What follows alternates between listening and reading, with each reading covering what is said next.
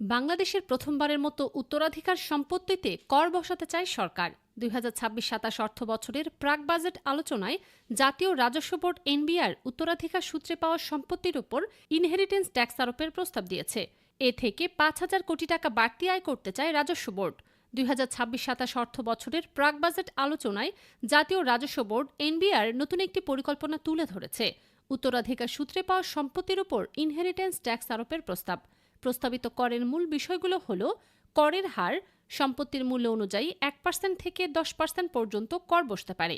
নিকট আত্মীয় মা বাবা ভাই বোন দাদা দাদি কম হারে প্রায় ১% কর প্রস্তাব করা হয়েছে। দূরসম্পর্কের আত্মীয় যেমন শ্বশুর শাশুড়ি কর হতে পারে ৩% পর্যন্ত। উচ্চ মূল্যের সম্পত্তি ১১ কোটি টাকার বেশি কর হতে পারে ৫% পর্যন্ত বা তার বেশি স্ল্যাবে। কেন এই কর আনার চিন্তা? রাজস্ব আয় বৃদ্ধি এবং সামাজিক বৈষম্য কমানো। গুরুত্বপূর্ণ নির্দেশনা। উত্তরাধিকার সূত্রে পাওয়া সম্পদ সরাসরি আয়করযোগ্য আয় নয় নিকট আত্মীয়ের ক্ষেত্রে, তবে অবশ্যই অ্যাসেট স্টেটমেন্ট দেখাতে হবে। সম্পত্তির মূল্য জিরো দেখানো যাবে না, এটি কর ফাঁকি হিসেবে ধরা হতে পারে। আপনার মতামত কি? উত্তরাধিকার সম্পত্তিতে কর বসানো উচিত নাকি নয়? কমেন্টে জানান।